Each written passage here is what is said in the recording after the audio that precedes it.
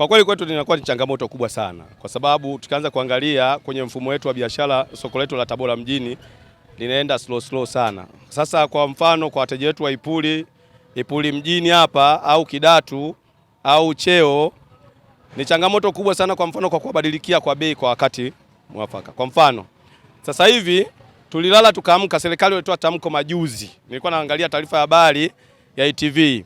Walitoa tamko kwamba kule Mbeya watu walikuwa wanapanga foleni kwa muda mrefu sana kwenye masala mafuta, kwenye masheli.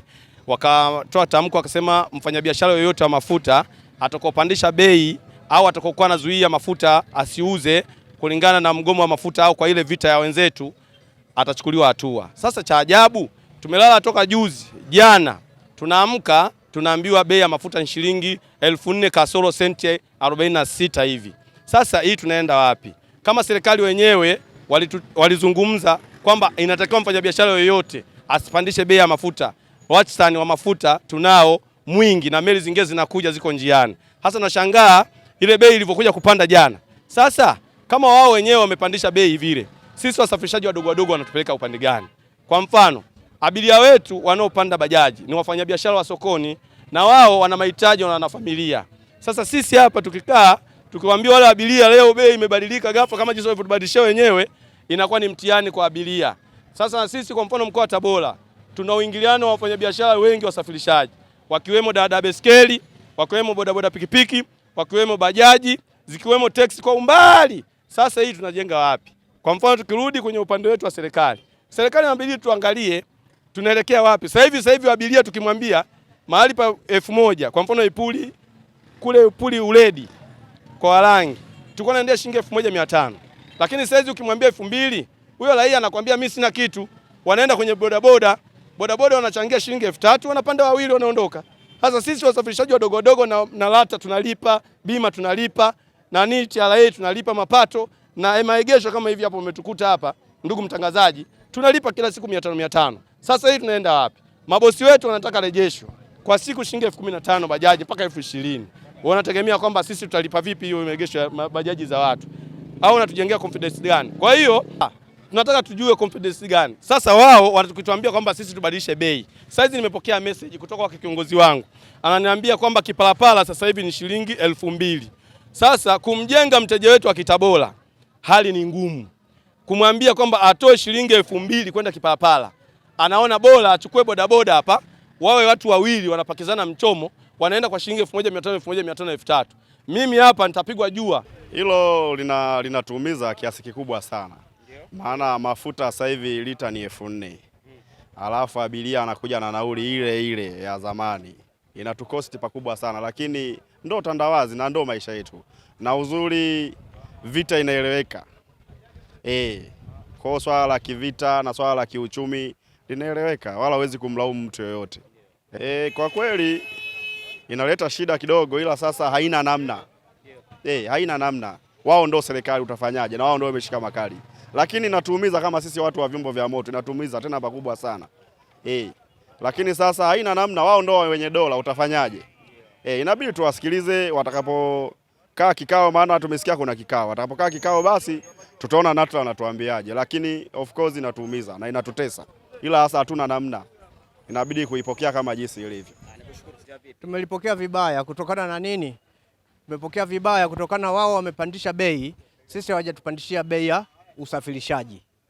Kwa hiyo hapo tumelipokea vibaya. Bado mpaka tarehe ngapi hiyo wamesema tarehe 8 ndio watatufikishia ujumbe wa kusema kama kwamba wanajadili. Umeelewa sisi tunaendelea kufanya biashara vile kama kawaida yetu. Hatujapandisha sisi bei. Ndio. Na sisi tutapandisha bei kutokana na mafuta yalivyopanda kwa kasi kubwa sana. Umeelewa wajiandae vizuri tu kwa kupokea huo wito wa kuweza kupandisha na sisi bei. Ili kwa kweli swala la kupandisha bei ya mafuta kwa asilimia hiyo iliyopandishwa imetoka katika swala ambalo mpaka limefikia hatua mafuta ilikuwa ni shilingi, kwa sisi hapa mkoa wetu wa Tabora tulikuwa tunanunua mafuta kwa shilingi 3000 lita moja, lakini imeshapanda kutoka 3000 ghafla, kutoka 3000 imepanda mpaka shilingi 3900 50 na visenti juu. Yani hususani swala hilo la kupandishaji wa mafuta kwa kweli linatuathiri katika kiwango kikubwa, kwa sababu haiwezekani mafuta yapande afu sisi bodaboda tuendelee kubeba kwa bei ile ile. Sasa unarudishaje pesa upesi ikidhi yale mahitaji ambayo unaotakiwa wewe uyafanye ukaendesha maisha yako?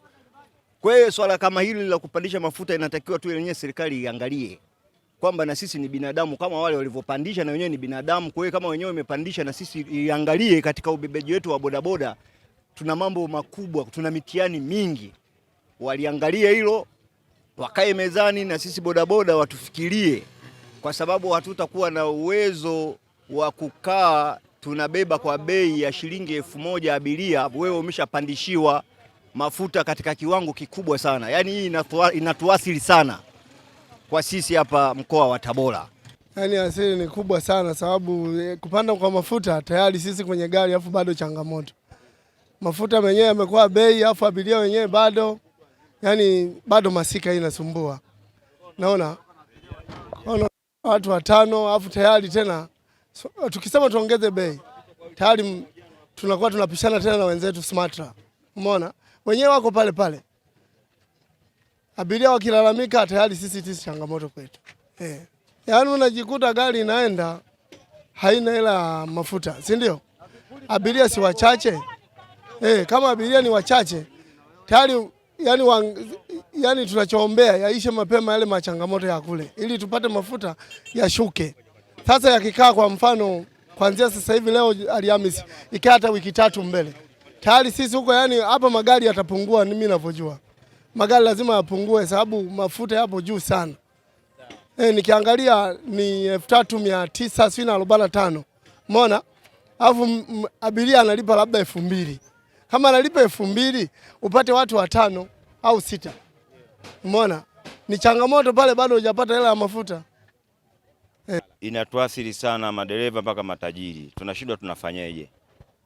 Na leo serikali imetangaza kwamba wasipandishe bei madereva. Kwa hiyo sasa sisi natuathiri, tunashindwa. Serikali mafuta yameshapanda bei. Serikali inatuzuia serikali imetuzuia tusiongeze bei. Yaani tumebaki tu tumekaa tu kimya. Labda LATRA wenyewe wangeamua wapandishe bei angalau.